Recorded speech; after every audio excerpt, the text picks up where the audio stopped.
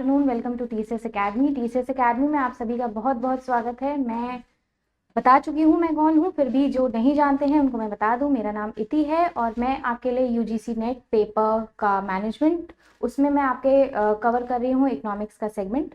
अभी तक हमने प्रीवियस क्लासेस में डिस्कस कर लिया था डिमांड क्या होती है, लॉ ऑफ डिमांड, डिमांड के कर्व्स और टाइप्स ऑफ डिमांड हमने डिस्कस कर ली थी। फिर उसके बाद हमने डिस्कस किया था इलास्टिसिटी ऑफ डिमांड। अब उसी सेगमेंट में आगे बढ़ते हुए हम आज नया टॉपिक शुरू करने वाले हैं और टॉपिक का नाम है आपका यूटिलिटी या फिर यूटिलिटी एनालिसिस। ठीक है, ये एक लंबा टॉपिक होने वाला है, आज की क्लासेस में आपकी चली जाएगी। मैं कोशिश करूंगी कि इंडिफरेंस जो आपका है वो इसी क्लास में शुरू कर दूं, नहीं तो फिर नेक्स्ट क्लास में आपका इंडिफरेंस शुरू हो जाएगा। पहले बात करते हैं यूटिलिटी।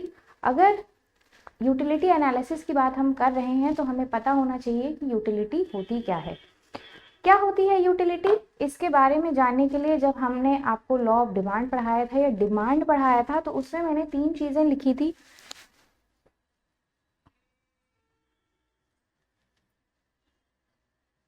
एबिलिटी टू पे और था आपका विलिंगनेस टू बाय। ठीक है,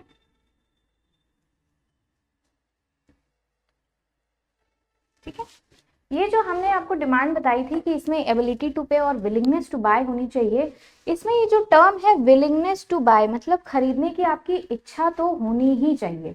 लेकिन यूटिलिटी का कंसेप्ट इससे थोड़ा अलग होता है। यूटिलिटी का मतलब ये होता है कि आपकी इच्छा तो है लेकिन क्या आप उसको खरीद के अपनी कोई वांट सेटिस्फाई कर पा रहे हैं। हमने आपको बताया था वांट, नीड और डिजायर में डिफरेंस भी हमने कवर किया था। यूटिलिटी एक ऐसी चीज होती है या एक ऐसी मनोवैज्ञानिक क्षमता होती है कि उसको हम ये समझने की कोशिश करते हैं कि उससे हमारी वांट क्या फुलफिल हो रही है। जैसे कि कभी कभार आप लोग, एक स्टोर है, अगर आपने कभी विजिट किया होगा, मिनीसो नाम का एक स्टोर है, उसमें जापानीज और कोरियन प्रोडक्ट्स काफ़ी मिलते हैं, लड़कियों में काफ़ी फेमस है ये, अगर आपको पता होगा तो।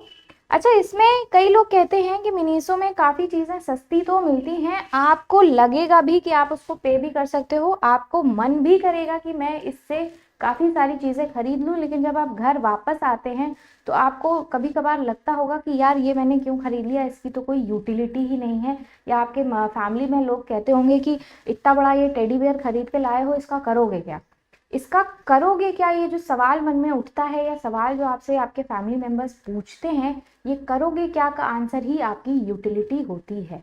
मतलब utility is the want satisfying power of the commodity. Utility is what? Utility is the want satisfying power of a commodity.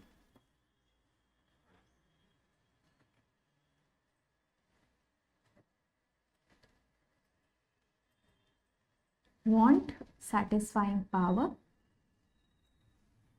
Of a good कह लो या कमोडिटी कह लो। ठीक है, कई बार आपने देखा होगा, मिनीसो का ही एग्जाम्पल हम लेके इसलिए चल रहे हैं क्योंकि मिनीसो काफ़ी फेमस है और काफ़ी ट्रेंडिंग में है। इसमें आपने देखा होगा छोटे छोटे स्टफ टॉयज होते हैं, छोटे छोटे वॉलेट्स होते हैं, मतलब ये इतने छोटे वॉलेट होते हैं कि इसमें आपका कुछ देखने में क्यूट लगता है लेकिन कोई सामान ऐसा सच आता नहीं है, उसको कहा जाता है आपका कॉइन पर्स वगैरह होता है, लड़कियों में काफ़ी ट्रेंडिंग है ये। लेकिन आप भर भर के शॉपिंग कर तो लाते हैं मिनीसो से, सब आपको सामान अंडर 99 मिल जाता है, लेकिन जब आप घर लाते हैं तो कई सामान आपको ऐसा लगता है कि इसकी तो कोई खास यूटिलिटी ही नहीं है, मैं करूँगा क्या। वो जो पेन वगैरह होते हैं आजकल स्टेशनरी में, आपने कभी देखा होगा कि एक बड़े से पेन होते हैं जिसमें पीछे लाइट जलती है, देखने में काफ़ी अच्छा लग रहा है, आप खरीदने की क्षमता भी रखते हैं, मन भी बहुत कर रहा है उसको ले लेने का, ले लिया, लेकिन अब क्या अफसोस हो रहा है क्योंकि ना वो पेन बैग में आ रहा है ना आपके पेंसिल बॉक्स में आ रहा है। एग्जाम वगैरह देने जाते हैं तो आप इनफैक्ट उन पेन्स का यूज़ भी नहीं कर सकते क्योंकि आपको वहाँ पे कोई नॉर्मल पेन ही यूज़ करना होता है, और कई एग्जाम्स में तो शायद सिर्फ पेंसिल ही यूज़ करनी होती है। तो यही सब जो होते हैं, जो आपके मन में बाद में ख्याल आता है कि ये बेकार का सामान हम उठा तो लाएं क्योंकि हमारे पास क्षमता भी थी खरीदने की, उस टाइम मन भी बहुत कर रहा था, लेकिन इस सामान की, इस पेन की या उस पर्टिकुलर चीज़ की हमारे पास कोई यूटिलिटी ही नहीं है। तो यूटिलिटी का मैं मतलब फिर बता देती हूँ, want satisfying power of the commodity. आपकी जो इच्छा है, आपकी जो वांट है उस पर्टिकुलर टाइम में, अगर वो कमोडिटी कोई पूरा कर रहा है तो वो उस कमोडिटी की यूटिलिटी मानी जाएगी। जैसे कि आप एग्जाम में बैठे हैं, आपको लिखना है बहुत सारे आपके कॉलेज का एग्जाम चल रहा है, आप पेन पेपर से लिखते हैं, सडनली आपके पास ब्लू पेन खत्म हो जाता है। अब तुरंत आपके पास क्या एक वांट अराइज हुई, आपको तुरंत से एक ब्लू पेन चाहिए। अब वो ब्लू पेन चाहे वो चमकीला ब्लू पेन हो या फिर कोई नॉर्मल ब्लू पेन हो, अगर आपको एक ब्लू पेन मिल जाता है तो उसकी क्या मानी जाएगी कि उस ब्लू पेन की क्या हो गई, एक यूटिलिटी जो थी वो पूरी हो गई, उससे जो आपकी वांट अराइज हुई थी पेपर में एग्जाम लिखने की वो सेटिस्फाई हो गई। अब यहाँ पे ये डिफरेंस नहीं माना जाएगा कि मैंने एक एग्जाम अपना वो चमकीले जिसमें लगा रहता है बबल वगैरह जो भी होता है उससे लिखा है, या फिर मैंने वो नॉर्मल जो यूज एंड थ्रो वाले 3 रुपए के पेन आते हैं मैंने उससे लिखा है। उससे मतलब नहीं है, आपकी जो वांट है वो सेटिस्फाई होनी चाहिए चाहे आप कोई भी प्रोडक्ट कंज्यूम करते हैं। ठीक है, ये समझ में आ गया? ठीक है,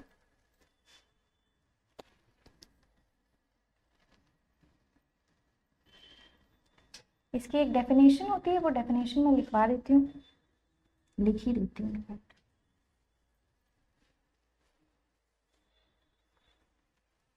यहाँ तक तो लिख ही लेना, ठीक है। इट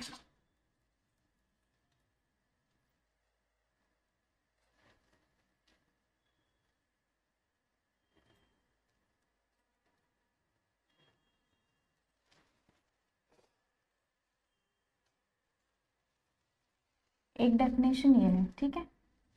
दूसरी डेफिनेशन,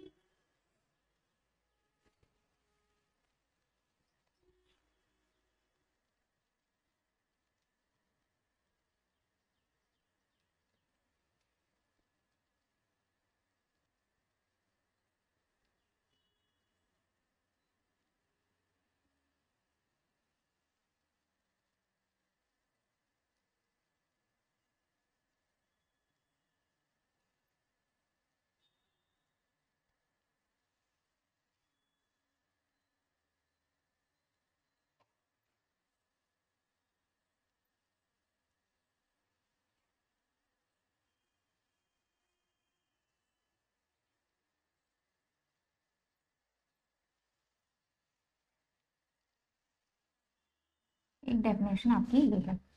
देखिए यहाँ पे मैंने 2 डेफिनेशंस लिखी हैं। Utility is the want satisfying power of a good, it satisfies human wants. ये एक जनरल लेमैन लैंग्वेज में लिखी हुई डेफिनेशन है।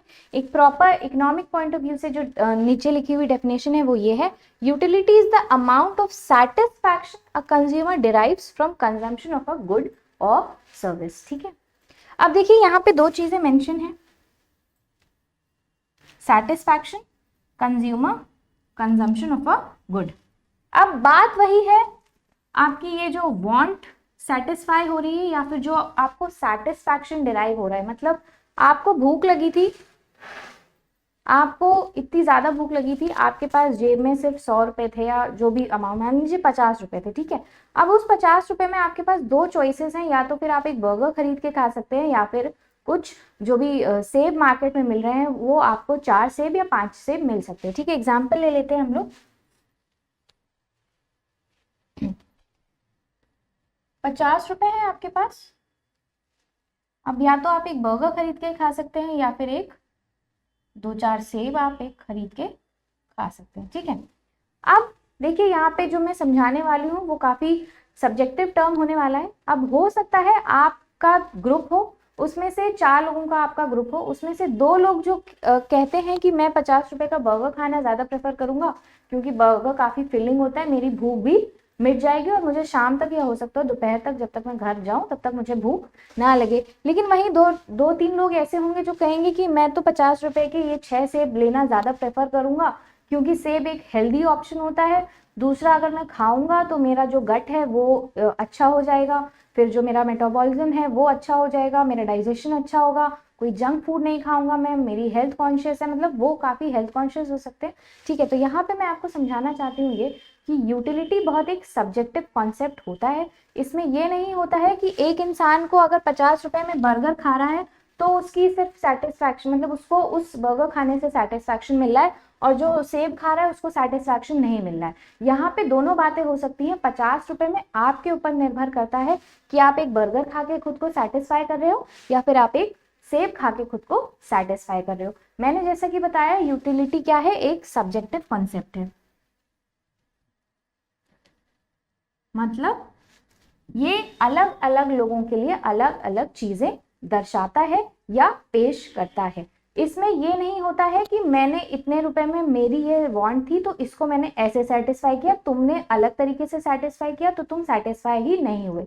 हम या आप नहीं होते किसी को बताने वाले कि उसको क्या खा के या क्या चीज कंज्यूम करके उसको सेटिस्फैक्शन डिराइव हो रहा है।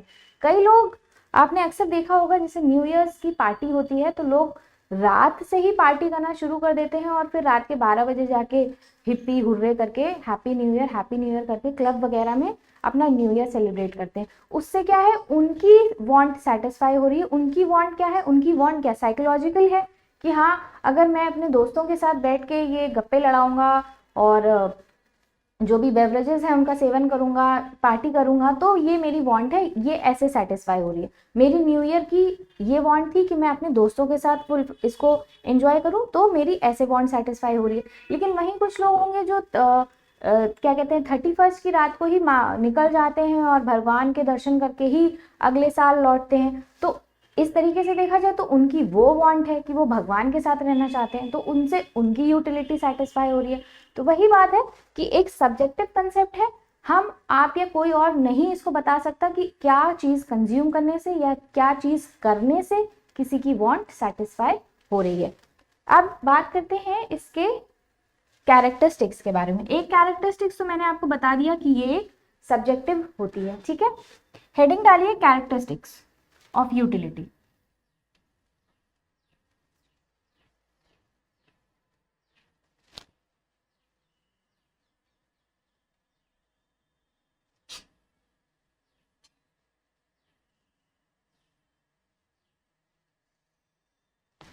ठीक है, पहला मैंने आपको बता दिया कि सब्जेक्टिव होती है।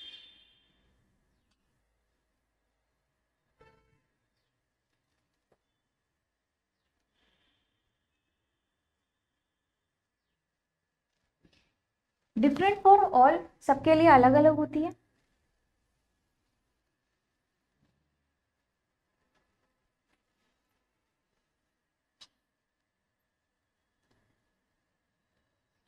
Not measurable. अभी लिखिए, फिर एक एक पॉइंट हम लोग समझते हुए चलेंगे।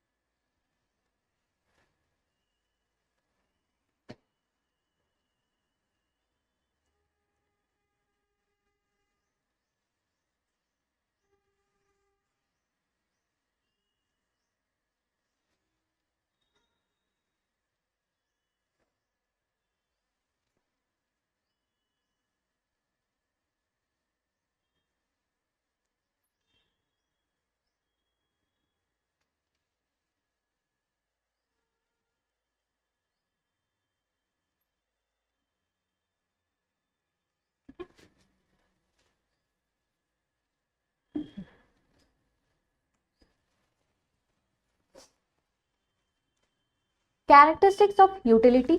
सब्जेक्टिव मैंने बता दिया कि सबके लिए अलग होती है, कोई इसको बता नहीं सकता कि किसके लिए क्या यूटिलिटी हो रही है, क्या चीज कंज्यूम करने से किसकी कौन सी वांट सेटिस्फाई होगी, ठीक है। दूसरा है नॉट मेजरेबल, मतलब इसको आप मेजर नहीं कर सकते, ना ही क्वांटिटेटिव टर्म में ना ही क्वालिटेटिव टर्म में। अब क्वांटिटी और क्वालिटी टर्म्स पता है। क्वांटिटी मतलब 1 2 3 4 और क्वालिटी मतलब अच्छा, बहुत अच्छा, जो आप रेटिंग देते हैं आप उसमें इसको मेजर नहीं कर सकते। जैसा कि अभी मैंने एग्जाम्पल दिया था बर्गर और एप्पल्स का, इसमें आप ये तो कह सकते हैं कि मैम एक बर्गर है 3 एप्पल्स हैं, लेकिन नहीं, यूटिलिटी क्या है, वांट सेटिस्फाइंग पावर है। आप ये नहीं कह सकते हैं कि मैंने एक बर्गर खा लिया तो मेरी कितनी यूटिलिटी सेटिस्फाई हो गई, मतलब मुझे भूख तो लगी थी, लेकिन क्या आप अपनी भूख को रेटिंग दे सकते हैं? मतलब रेटिंग तो एक जनरल मैन कह सकता है कि मुझे अभी 1 किलो मतलब राजमा चावल मिल जाए तो मैं सारा खा जाऊंगा। लेकिन अगर आप एक नॉर्मल एक दिमाग के रूप से थोड़ा सा सोच के देखें तो क्या आप अपनी भूख को मेजर कर सकते हैं कि नहीं मुझे अभी 10 गुना भूख लगी है, 2 गुना भूख लगी है? नहीं, आप बस कह सकते हैं एक क्या कहते हैं फीलिंग आपको आती है कि हाँ मुझे भूख लगी है। इस टाइम पे ये है कि अगर मुझे बर्गर मिल गया या मुझे एप्पल मिल गया तो मैं खा लूंगा, लेकिन इससे मैं ये बता नहीं पाऊंगा कि मेरी भूख कितनी शांत हुई है। हो सकता हो आपने बर्गर खा लिया, उस टाइम के लिए आपको लगा कि हाँ ठीक है, 1 घंटे के लिए, आधे घंटे के लिए, कई लोगों का मेटाबॉलिज्म बहुत स्ट्रांग होता है, आधे घंटे उन्होंने खाया, अब उन्हें फिर भूख लग गई, अब क्या करेंगे? लेकिन वहीं कहीं कुछ है, उन्होंने आधा एप्पल खाया, उन्होंने पूरे रात भर कुछ नहीं खाया। तो ये चीज होती है कि आप उसको किसी भी चीज में मेजर नहीं कर सकते हैं, ना ही क्वालिटी ना ही क्वांटिटेटिव टर्म्स में। डिफरेंट फ्रॉम यूजफुलनेस, मतलब अभी जब मैंने आपको एग्जाम्पल दिया था मिनीसो का, तो मैंने आपको बताया था कि क्या बेकार की चीज है, इसकी कोई यूटिलिटी नहीं है।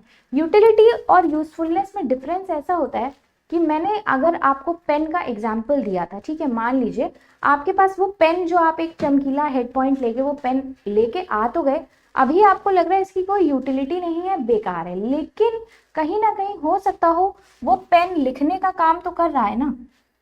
पेन से क्या कर रहे हैं आप? राइटिंग करते हैं, ठीक है। हो सकता है आपके एग्जाम पॉइंट ऑफ व्यू से आप उसको ले जा नहीं सकते हैं, तो उस टाइम उसकी यूटिलिटी नहीं है, ठीक है। मैं जो एग्जाम्पल दे रही हूँ उसको ध्यान से समझने की कोशिश कीजिएगा। एक पेन चमकीला उसमें लगा हुआ है, जो भी ग्लिटर वगैरह होता है, ठीक है, उस टाइम के लिए आपके पास उसकी यूटिलिटी नहीं होगी, क्योंकि आप उसको एग्जाम में कैरी नहीं कर सकते। लेकिन अगर आप उसकी यूजफुलनेस की बात करें तो वो यूजफुल है, क्योंकि वो अल्टीमेटली लिख तो रहा ही है ना, उसमें इंक तो है ही है। जैसा कि पहले जब आप मार्केट में जाते थे तो कुछ इतना बड़ा सा पेन मिलता था, आपको याद होगा, पेन या पेंसिल होती थी, काफी बड़ी सी होती थी, ठीक है। आपको लगता होगा या आपके घर वाले कहते होंगे, याद है ना, शाका लाका बुम बुम वाली जो पेंसिल वगैरह होती थी, आपको पता होगा कि उसकी यूटिलिटी ऐसा नहीं है। देखने के पॉइंट ऑफ व्यू से हाँ तो बहुत सुंदर लग रही है, अच्छी लग रही है, लेकिन क्या है, आप उसको कैरी नहीं कर सकते, बैग में कैरी करोगे टूट जाएगी, एग्जाम में कैरी नहीं कर सकते, वो जमा हो जाएगी, आप उसको ले ही नहीं जा सकते, सिक्योरिटी में उसको नहीं ले जा सकते। अगर आप ट्रैवल कर रहे हो एयरपोर्ट से या कहीं से, आप उसको सिक्योरिटी चेक इन के थ्रू नहीं ले जा सकते। लेकिन हाँ, अगर वो आपके घर में रखी है, आपके पेन स्टैंड में रखी है या पेंसिल स्टैंड में, जहाँ पे भी रखी है, और किसी को जरूरत पड़ गई एकदम से, कोई फोन नंबर नोट डाउन करना है या कुछ भी नोट डाउन करना है, तो आपने उसको उठाया और जल्दी से नोट डाउन कर लिया, उससे क्या हो रहा है, पेन या फिर पेंसिल अपनी यूजफुलनेस तो दिखा रहा है ना, मतलब वो बना ही इसलिए था कि उसको कोई यूज करे, नॉट लाइक लिटरली, लेकिन हाँ उसमें इंक है, उसमें लेड है, उसकी निप है, वो लिख रहा है, उसका काम तो वो फुलफिल कर रहा है, भले ही उसकी यूटिलिटी आपके पॉइंट ऑफ व्यू से ना हो, लेकिन उसकी यूजफुलनेस है। मतलब अगर ऐसा एक सीन समझिए कि कहीं कुछ नहीं मिल रहा है आपको, इमरजेंसी में लिखने के लिए कई बार होता है ना कि फोन पे आपकी मदर होती है, आपको चाहिए होता है, वो कहती है कि जाओ एक पेन और पेपर लेके आओ, तभी उसी टाइम पे कोई आपको ना पेन मिलता है ना आपको कोई पेपर मिलता है। सबके साथ होता है, मेरे साथ भी बहुत होता था। तो उस केस में अगर आपको कहीं कुछ नहीं मिल रहा है और अगर आपको ये शाका लाका बूम बूम वाली पेंसिल मिल गई, तो आप तुरंत से ले जाके मम्मी को दे दोगे और मम्मी उससे जो भी नोट डाउन करना चाह रही है कर रही है। इससे क्या समझ में आता है कि वो यूजफुल उस टाइम के लिए है, यूटिलिटी आपके पॉइंट ऑफ व्यू से नहीं है, क्योंकि आप उसको एग्जाम में, जो आपका मेन पर्पस है एग्जाम लिखना, आप उससे उसको कैरी नहीं कर सकते, लेकिन वो यूजफुल है। क्लियर हो क्या? ठीक है। एब्स्ट्रैक्ट, एब्स्ट्रैक्ट से मतलब हम क्या समझते हैं? एब्स्ट्रैक्ट मतलब क्या होता है? एब्स्ट्रैक्ट मतलब होता है कांट बी सीन या टच्ड, ठीक है। एब्स्ट्रैक्ट मतलब होता है ना आप उसको छू सकते हो ना ही आप उसको देख सकते हो, इनटैंजिबल होता है, ठीक है। अब मैंने बताया कि आपको भूख लगी है, आप भूख को छू सकते हो, देख सकते हो? नहीं, आप बस महसूस कर सकते हो। आपको प्यास लगी है, ना छू सकते हो ना कुछ कर सकते हो, बस बता सकते हो लोगों को कि हाँ मुझे प्यास लगी है। अब आपको प्यास लगी है, अब आप पानी से भी प्यास बुझा सकते हो और कोल्ड ड्रिंक से भी बुझा सकते हो। मैंने बताया सब्जेक्टिव है, मेरे लिए पानी बहुत अच्छा काम करेगा, हो सकता हो किसी और के लिए कोल्ड ड्रिंक बहुत अच्छा काम करे, हो सकता हो कोल्ड ड्रिंक में भी उसको वैरायटी चाहिए कि नहीं मेरे कोका कोला से प्यास नहीं बुझेगी, मुझे थम्स अप ला के दो, या मेरी इससे प्यास नहीं बुझेगी, मुझे मिरिंडा ला के दो, ऐसा करके होता है, ठीक है। तो एब्स्ट्रैक्ट मतलब वो इंटेंजिबल होता है, इंटेंजिबल नहीं लिखेंगे, अगर आप एग्जाम में लिखते भी हैं इसको, आप इसको एब्स्ट्रैक्ट ही लिखेंगे। पांचवा पॉइंट है नो एथिकल या फिर लीगल इम्प्लीकेशन। अब ये पॉइंट आपका, इस पॉइंट इंटेंजिबल इसलिए नहीं लिखेंगे क्योंकि थोड़ा सा इकोनॉमिक पॉइंट ऑफ व्यू से थोड़ा सा अजीब हो जाएगा, मतलब इंटेंजिबल थोड़ा साइंटिफिक हो जाता है। इकोनॉमिक्स में अगर आपको लिखना होता है तो एब्स्ट्रैक्ट ही लिखते हो, कि आप उसको क्या कहते हैं ना, एक इमेज होती है कि ये एब्स्ट्रैक्ट पेंटिंग है, होता है ना, पेंटिंग एब्स्ट्रैक्ट। इंटेंजिबल लिखा है, अच्छा लिखा होगा, लेकिन अगर आप 11-12 से ऊपर आ रहे हो तो आप एब्स्ट्रैक्ट लिखोगे, ठीक है। जैसे होता है ना कि एब्स्ट्रैक्ट पेंटिंग है, अब आप उसको देख रहे हो लेकिन क्या आप उसको समझ पा रहे हो। जैसे जब आप उसमें जाते हो गैलरी में, पेंटिंग्स लगी रहती है ना, तो उसमें जो भी पेंटर होता है कहता है ये एब्स्ट्रैक्ट पेंटिंग है मैडम, तो आप देख तो रहे हो ना उसको, टच भी हो रही है, लेकिन क्या आपको समझ में आ रही है?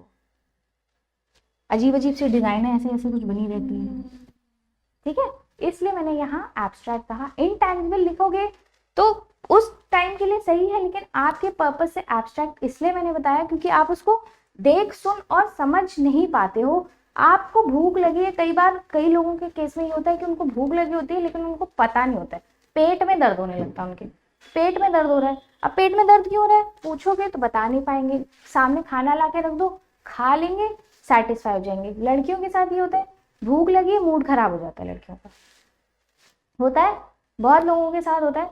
लड़कियों के केस में खासतौर से ये कहा जाता है कि इसका अगर मूड खराब है तो इसको खाना खिला दो, अच्छा खाना खिला दो, इसका मूड सही हो जाएगा। अब ये जो मूड की बात हो रही है ना, यही आपका एब्स्ट्रैक्ट चीज है, कि आप उसको समझ पा रहे हो लेकिन क्या है, क्या बता नहीं पा रहे हो कि मूड क्यों खराब है आपका, क्यों खराब है। खाना खा लिया, मूड सही हो गया, ठीक है, वही आपने खाने में बहुत ज्यादा पेमेंट कर दिया है, अच्छा खाना नहीं है, मूड खराब हो गया, ठीक है, यही चीज है, ठीक। एथिकल और लीगल इम्प्लीकेशन, अब ये आपका सब्जेक्टिव से इसलिए जुड़ा हुआ है क्योंकि इसमें आप कुछ ये नहीं कह सकते कि ये मॉरली करेक्ट है या फिर वो मॉरली रॉन्ग है, वो लीगल है या वो इलीगल है, ठीक है। अभी मैंने आपको एग्जांपल दिया था कि बर्गर और एप्पल्स का, ठीक है। अब आप सब्जेक्टिफाई नहीं कर सकते हो कि अगर कोई सामने वाला एप्पल्स खा रहा है, बर्गर नहीं खा रहा है, तो वो गलत है या वो सही नहीं है, मैं उसको अपना फ्रेंड नहीं मानूंगा। लोग करते हैं, लेकिन आप उसमें कोई पिन पॉइंट डिफरेंस नहीं बता सकते कि ये इमोरल है या फिर ये गलत है। कई लोग डिप्रेशन में जब होते हैं तो वो क्या कंज्यूम करते हैं, लिकर का कंजम्पशन करते हैं। उनके पॉइंट ऑफ व्यू से अगर सोच के देखें तो वो कहेंगे कि मेरे लिए तो ये ठीक है, इससे मेरा डिप्रेशन कम होता है। लेकिन अगर हम और आप देखेंगे, कहेंगे कि ये भरी दोपहरिया में लिकर का कंजम्पशन कर रहा है, कितना ही गलत आदमी है, लेकिन आप उसके पर्सपेक्टिव से सोच के देखिए, हो सकता हो कि उसको मन ही ना कर रहा हो सकता हो उसका डिप्रेशन कम होता हो लिकर के कंजम्पशन से। मैं लिकर का एडवर्टीजमेंट नहीं कर रही हूँ कि आप लोगों को सेवन करना चाहिए, मैं बस एग्जाम्पल दे रही हूँ कि यूटिलिटी में कोई भी एथिकली रॉन्ग या एथिकली करेक्ट या फिर लीगली करेक्ट या फिर लीगली रॉन्ग कोई चीज नहीं होती है, बहुत ही सब्जेक्टिव कंसेप्ट होता है। अगर आपको प्यास लगी है, आपका मन पार्टी करने का कर रहा है, तो कई लोग एप्पी फिज पी के भी पार्टी कर लेते हैं और कई लोगों का तो गुजारा दूसरी चीजों के बगैर होता ही नहीं है। क्लियर हो गया? चलिए अब बात करते हैं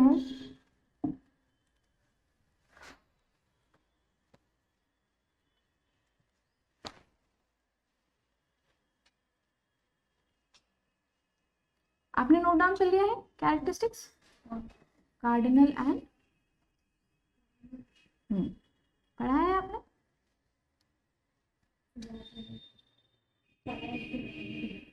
कोई बात नहीं। अच्छा 11th-12th में सिर्फ यूटिलिटी ही आती है, मतलब इसके बारे में भी है तो थोड़ा है।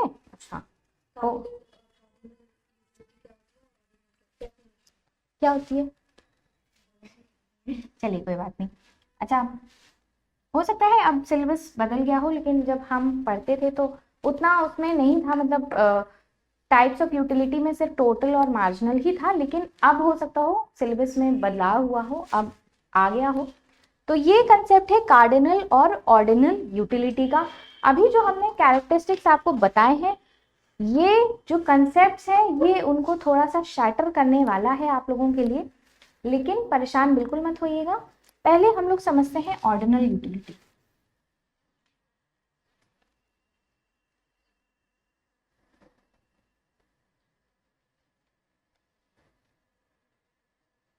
अच्छा, आपके एग्जाम में इसको किसने टर्म दिया था, ये आपके एग्जाम में आ सकता है।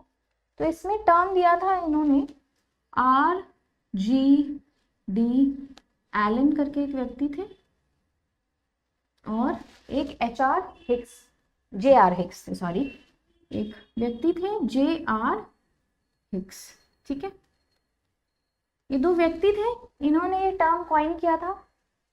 कॉइन क्या किया था, मतलब समझाया था, एक टर्म भी कॉइन किया था और समझाया भी था कि ऑर्डिनल यूटिलिटी आखिर होती क्या है।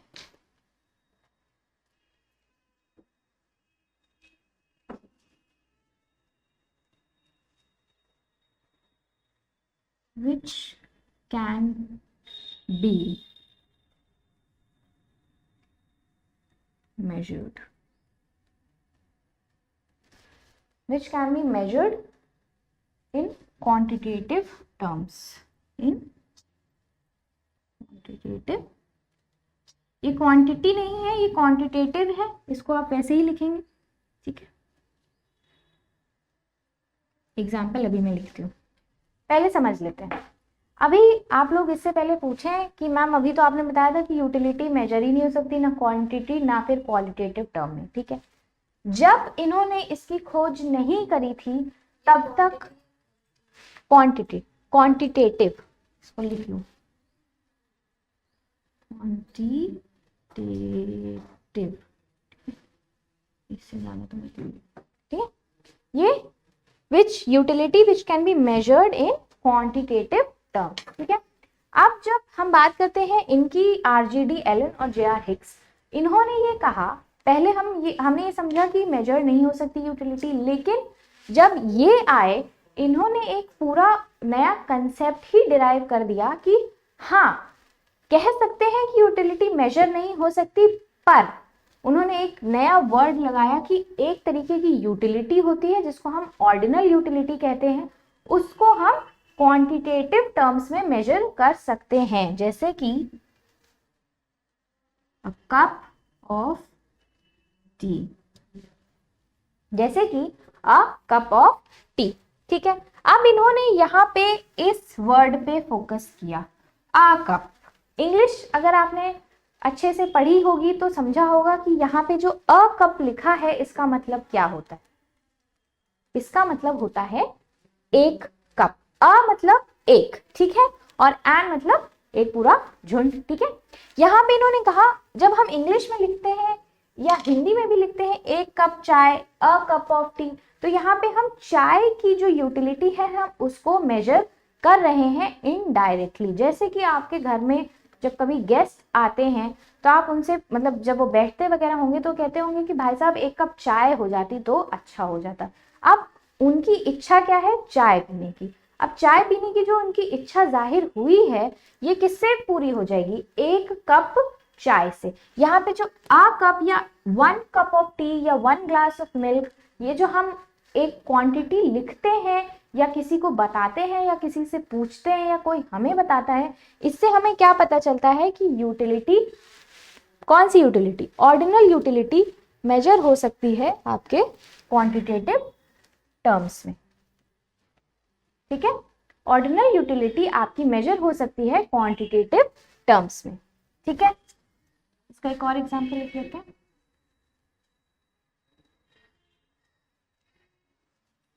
A glass of milk. अब इसको हम एक और एग्जांपल के तहत समझते हैं, जैसे कि एक लड़का है। ठीक है, एक नया पेज ले लेते हैं हम लोग और समझते हैं। यहाँ पे एक लड़का है, ठीक है, ही इज हंग्री। ठीक है, हंग्री नहीं, थर्स्टी लेते हैं। खाने की बातें तो बहुत हो गई, अब कुछ पीने की बातें भी हो जाती तो ज्यादा बेटर होता। ठीक है, एक लड़का है, ही इज थर्स्टी, अपनी मदर के पास जाता है।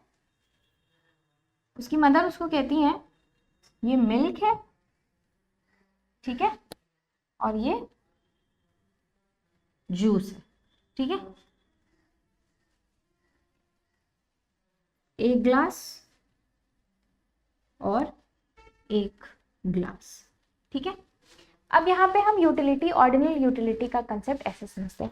एक लड़का है जो कि बहुत प्यासा है, दिन में बहुत गर्मी हो रही है, वो अपने घर जाता है, अपनी मदर से कहता है कि मदर मुझे बहुत प्यास लगी है। उस टाइम पे उसकी जो प्यास लग रही है, जैसे आपने देखा होगा ना, बहुत भारी गर्मी है,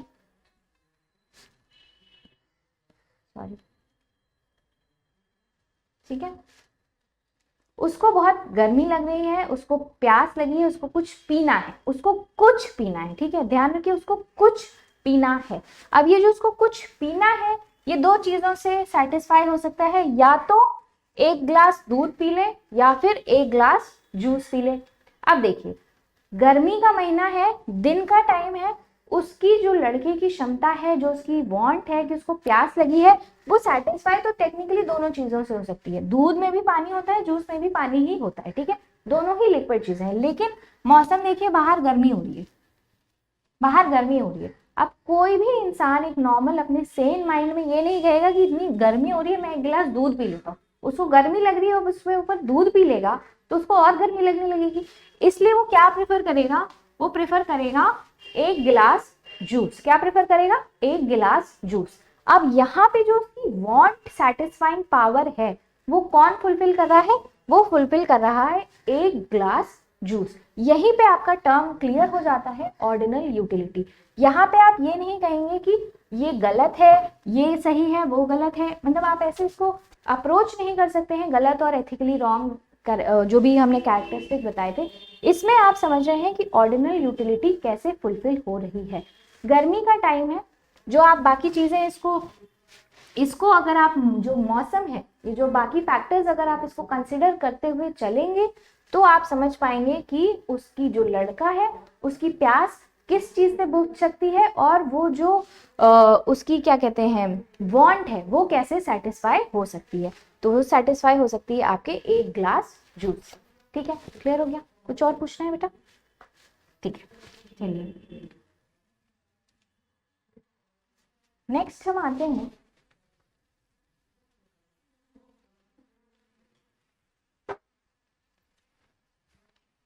कार्डिनल यूटिलिटी पे।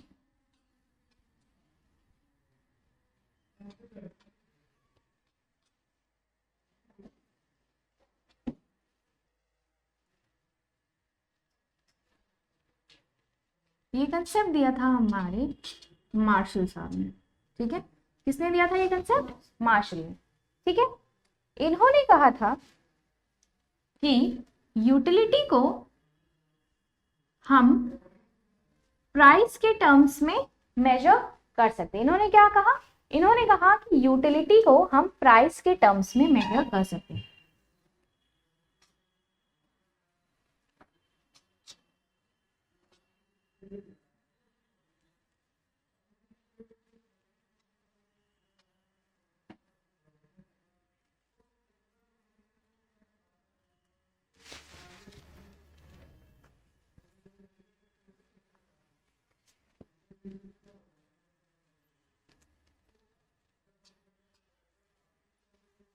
The price consumer is willing to pay।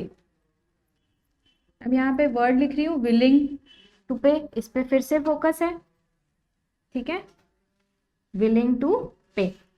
अब इन्होंने कहा कि हमारी जो यूटिलिटी है वो कैसे मेजर हो सकती है? प्राइस से। अब वो कौन सा प्राइस होगा?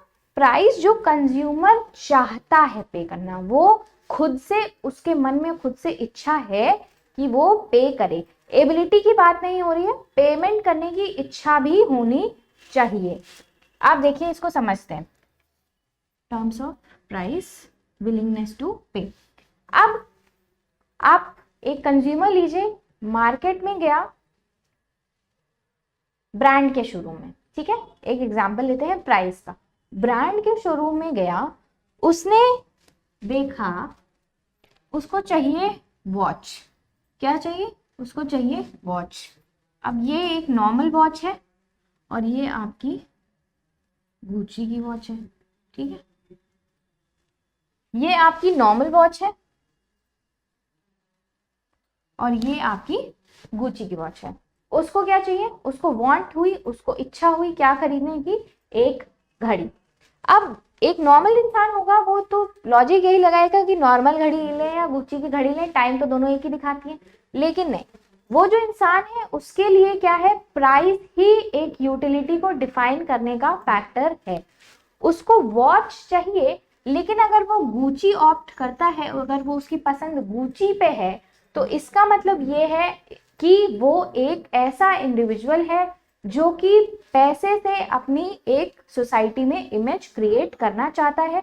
उसकी वांट हालांकि दोनों से फुलफिल हो रही है। जो उसको घड़ी चाहिए, घड़ी किस लिए चाहिए भाई, टाइम ही तो देखना है, टाइम तो एक नॉर्मल वॉच भी दिखाती है। लेकिन क्या वो प्राइस इसलिए दे रहा है क्योंकि उसको क्या कहना है, उसको सोसाइटी में अपनी एक इमेज एस्टैब्लिश करनी है, या फिर उसे ये बताना है कि मैं गुची की वॉच अफोर्ड कर सकता हूँ। मतलब ये जो अफोर्डेबिलिटी फैक्टर वो सोसाइटी में एक मैसेज कन्वे करना चाहता है, वो क्या खरीद के कन्वे करेगा, एक गुची की वॉच। मतलब उसके पास पैसे तो हैं, लेकिन वो खर्च किस पे करना चाहता है, एक नॉर्मल वॉच पे या फिर एक गुची की वॉच पे।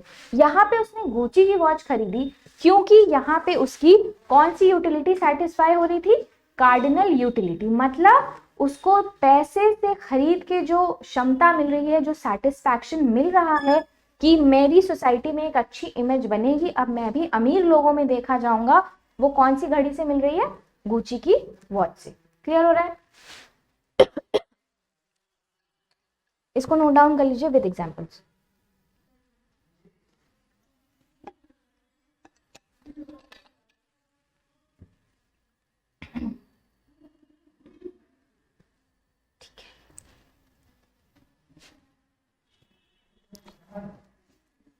हम बात करते हैं, एक दूसरा कंसेप्ट है टोटल एंड मार्जिनल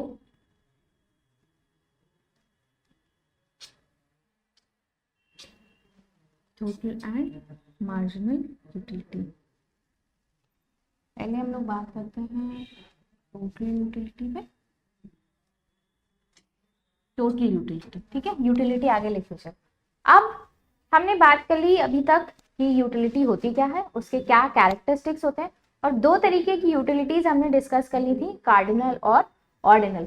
ये दो अलग भी तरीके की यूटिलिटीज होती हैं जिनको हम बेसिक यूटिलिटीज कहते हैं। इसी से क्वेश्चंस आपके एग्जाम में आते हैं विद ग्राफ। ग्राफ हो सकता हो आपके एग्जाम में बनाने को ना पूछा जाए, लेकिन हाँ अगर ग्राफ दिया हुआ है तो वो आइडेंटिफाई करने के लिए आपका ग्राफ आ जाता है एग्जाम में कि ये ग्राफ किस चीज का है, वो हम आगे पढ़ेंगे। पहले हम समझते हैं कि टोटल यूटिलिटी क्या है।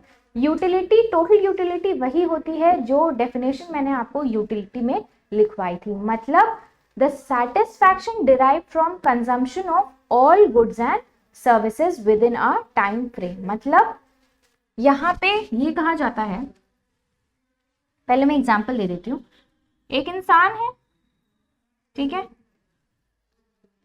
वो हंग्री है, उसको भूख लगी है। अब उसके पास चॉइसेस हैं, ठीक है, एप्पल्स की, ग्रेप्स की, ऑरेंजेस, और एक कोई फ्रूट बताइए, मैंगो, ठीक है, ठीक। अब उसने कहा कि मुझे भूख लगी है, मेरे पास ये 4 फलों के ऑप्शंस हैं, ठीक। अब एक नॉर्मल इंसान होगा, वो कहेगा कि मुझे तो कोई भी फल दे दो, एक मैंने आपको यही पढ़ाया था। लेकिन हम जब टोटल यूटिलिटी की बात करते हैं तो हम इसी इंसान के टोटल सेटिस्फैक्शन की बात करते हैं। हम ये समझ के चलते हैं, हम ये अज्यूम करके चलते हैं कि हो सकता हो ये जो इंसान है इसको चारों ही चीजें चाहिए। अब ये चारों चीजें मान लीजिए ये 5-5 की क्वांटिटीज में है, ठीक है, कितनी कितनी क्वांटिटीज में है, ये 5-5 की क्वांटिटीज में है। भूख लगी है, लेकिन अब इतनी भी नहीं लगी है कि ये सारी ही चीजें खत्म कर लेगा। अकेला इंसान सारी चीजें नहीं खत्म कर सकता। तो इसने क्या सोचा, मैं 2 एप्पल्स ले लेता हूँ, 5 ग्रेप्स ले लेता हूँ, 1 ऑरेंज ले लेता हूँ और 2 मैंगो ले लेता हूँ, ठीक है।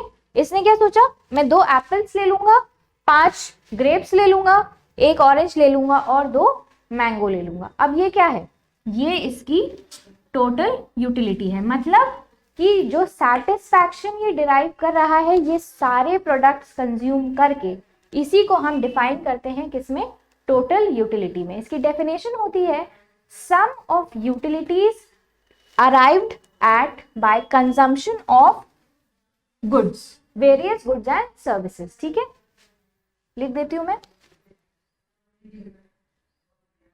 यूटिलिटी डिराइव्ड बाय consumption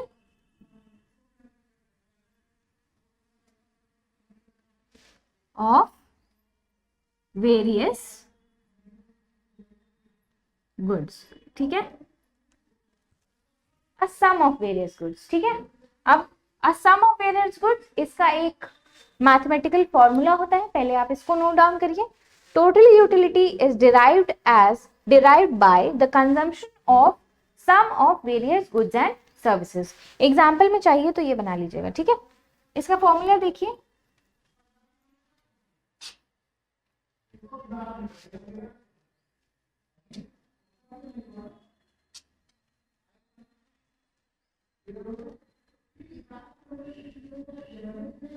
ठीक है, टीयू क्या होता है आपका, टोटल यूटिलिटी।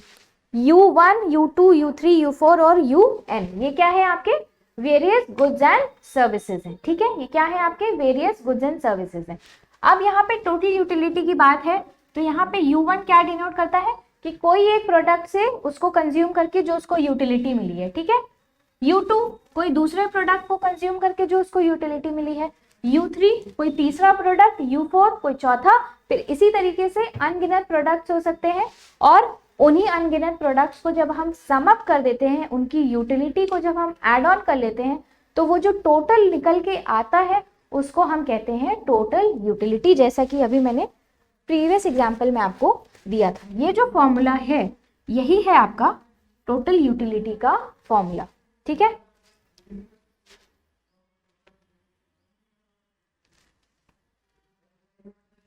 अब बात करते हैं मार्जिनल यूटिलिटी की। टोटल यूटिलिटी समझ में आ गया ना।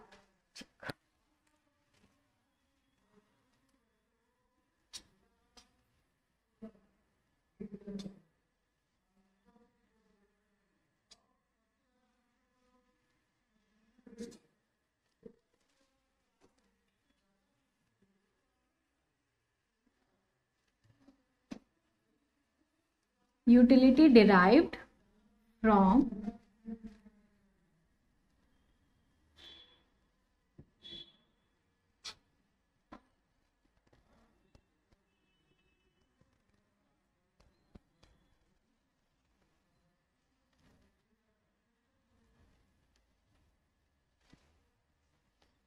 the consumption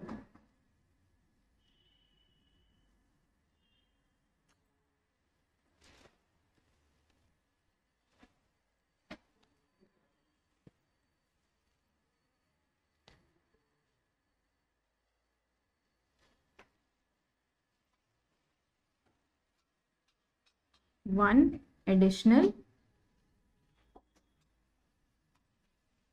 unit of a commodity।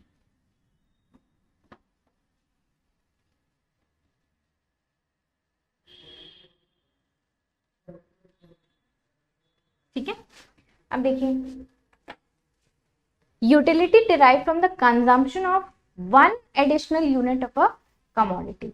इसमें क्या है कि इसमें आप variety of goods and services नहीं कंज्यूम कर रहे हैं, जैसा कि हमने टोटल यूटिलिटी के कंसेप्ट में समझा था।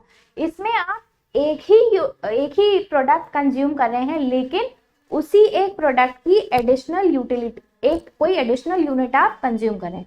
जैसा कि एग्जाम्पल लेते हैं बर्गर की। ठीक है, ठीक, एक नॉर्मल इंसान अगर एक दिन में एक बर्गर खा रहा है, ठीक है, अगर हम मार्जिनल यूटिलिटी की बात करें तो मार्जिनल यूटिलिटी हम ऐसे समझते हैं, एक इंसान एक बर्गर खाता है, लेकिन अगर वही इंसान एक बर्गर और खा ले, ठीक है, या फिर वही एक इंसान एक बर्गर और खा ले, ठीक है, तो ये जो एडिशनल कंजम्पशन हो रहा है उसी सेम कमोडिटी का, यहाँ पे ध्यान रखिएगा टोटल यूटिलिटी में आपकी कमोडिटीज अलग अलग होती हैं, लेकिन मार्जिनल यूटिलिटी में कमोडिटी हमेशा सेम रहती है, लेकिन उसको कंजम्पशन उसका बढ़ जाता है। किसका बढ़ जाता है? उसी एक कमोडिटी का कंजम्पशन आपका बढ़ जाता है। यहाँ पे लिखा है utility derive from consumption of 1 additional unit of the commodity. Burger खा रहे, एक बर्गर खाया, दूसरा बर्गर खाया, तीसरा बर्गर खाया, खाते ही चले गए, तो ये जो एडिशनल चीजें आप कंज्यूम कर रहे हैं, जो एडिशनल बर्गर आप कंज्यूम कर रहे हैं, यही आपका क्या होगा? मार्जिनल यूटिलिटी कहलाएगा। क्लियर हो गया? ठीक है। अब इसका एक लॉ होता है, इसके लॉ को क्या कहते हैं? Law of diminishing marginal utility. इसका एक लॉ होता है, इसी लॉ पे आपके क्वेश्चंस बेस्ड होते हैं एग्जाम में। इस लॉ को कहा जाता है law of diminishing marginal utility. Heading डालिए।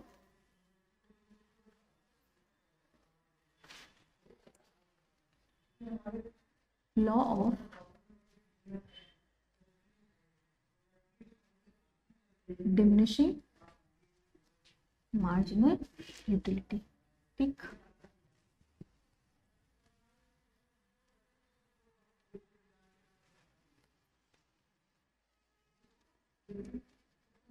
it states that नेगेटिव में चलिए। अच्छा, डिक्लाइन हो जाते। अच्छा हाँ ठीक है, सही है। says that as the quantity of same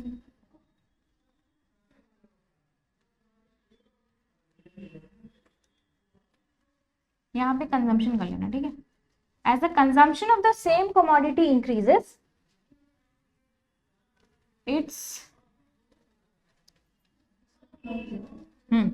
total utility decreases. ठीक है, ये क्या कहता है कि जैसे जैसे आप उसी सेम कमोडिटी का कंजम्पशन इंक्रीज करते हैं, उस कमोडिटी की जो टोटल यूटिलिटी है, यूटिलिटी मतलब वांट सैटिस्फाइंग पावर, यहाँ पे अगर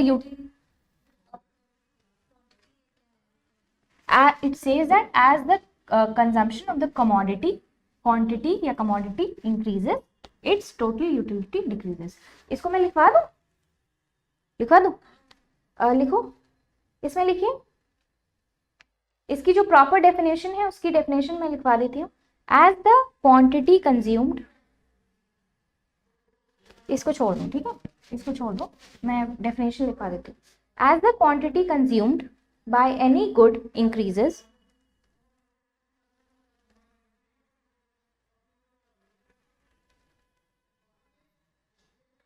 consumption of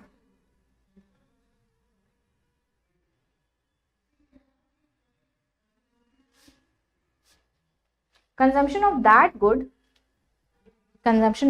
good decreases the total utility derived from that good। ठीक है, गुड या commodity derived from that good या कमोडिटी। ठीक है,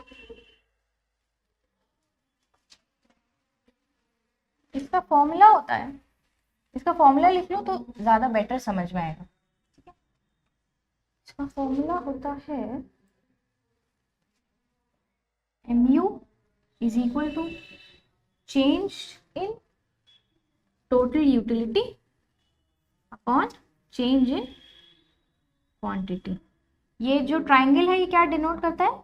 चेंज। ठीक है, आप लोग भी ध्यान रखिए, इकोनॉमिक्स में अगर आपको लिखना है कभी फॉर्मूला तो आप ये ट्राइंगल डिनोट करके ही लिखेंगे, क्योंकि ये ट्राइंगल डिनोट करता है आपका change. Marginal utility is derived as change in total utility upon change in quantity of the commodity consume. मतलब वही सेम कमोडिटी आप कंज्यूम करते जा रहे हैं, तो एक पॉइंट ऐसा आता है कि उस कमोडिटी की जो टोटल यूटिलिटी होती है वो कम हो जाती है। एग्जाम्पल आपका पानी, आपको प्यास लगी है, आप दौड़ते हुए कहीं से आए हैं, आपने 1 ग्लास पानी पिया, नहीं प्यास बुझी, 2 ग्लास पिया, 3 ग्लास पिया, 4 ग्लास पिया, 4 ग्लास तक आपकी प्यास अच्छे से बुझ गई है। लेकिन अगर वहीं आप एक 5वां ग्लास भी पानी पी लेते हैं तब आपको लगेगा कि अब मैं इसके बाद और पानी नहीं पी सकता हूँ, क्योंकि अब क्या है, अब वो पानी ने अपनी यूटिलिटी खो दी है या डिक्रीज कर दी है, क्योंकि वो जो आपको एकदम ज्यादा से प्यास लगी थी वो प्यास कैसे बुझ गई, आपने 4 ग्लास पानी जब पी लिया तो आपकी प्यास बुझ गई, लेकिन वो जो 5वां ग्लास आपने पानी कंज्यूम किया है उससे क्या हुआ कि आपकी जो पानी की यूटिलिटी थी वो आपके लिए कम हो गई। हो सकता है वहीं कोई दूसरा आदमी आए उसके लिए उसी 5वें ग्लास की यूटिलिटी ज्यादा हो, लेकिन आपके लिए अब उस 5वें ग्लास की यूटिलिटी कम हो गई है। यही दर्शाता है आपका law of diminishing marginal utility. जैसे जैसे आपकी कंजम्पशन इंक्रीज होता जाता है किसी एक कमोडिटी का, ध्यान रखिएगा कमोडिटी आपकी चेंज नहीं होती है, कमोडिटी आपकी सेम रहती है। जैसे जैसे आपका कंजम्पशन इंक्रीज होगा एक कमोडिटी का, उसकी टोटल यूटिलिटी डिक्रीज होती जाएगी। ठीक है, क्लियर हो गया।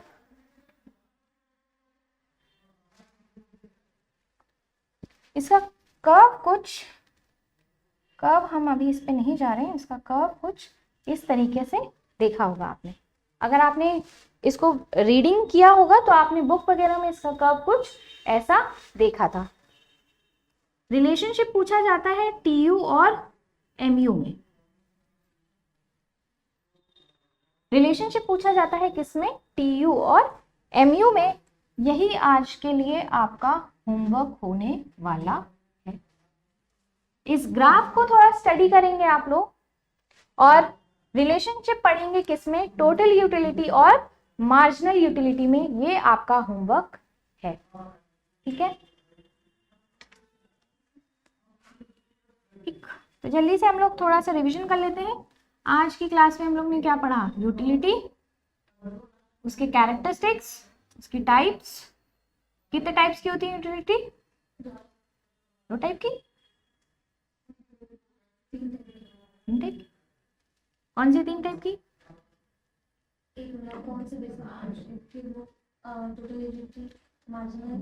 Total utility, marginal utility, ordinal. 4 type की यूटिलिटीज आज हम लोग ने पढ़ी है, टोटल, मार्जिनल, ऑर्डिनल और कार्डिनल। उसके बाद हमने पढ़ा law of diminishing marginal utility, और कल हम लोग इस पे जो इसका रिलेशन है किसके बीच में, टीयू और एमयू के बीच में जो रिलेशनशिप है हम लोग वो पढ़ेंगे, और इसका कर्व इस तरीके से क्यों बनता है वो पढ़ेंगे। फिलहाल के लिए ये आपका होमवर्क है, ठीक है, इसको आप पढ़ के आएंगे। आज की क्लास अगर आपको समझ में आई है तो थैंक यू इसके लिए। फिर कल मिलते हैं, कल की क्लास में होमवर्क करके आइएगा और थोड़ा सा रिवीजन करके आइएगा। ठीक है, चलिए, थैंक यू।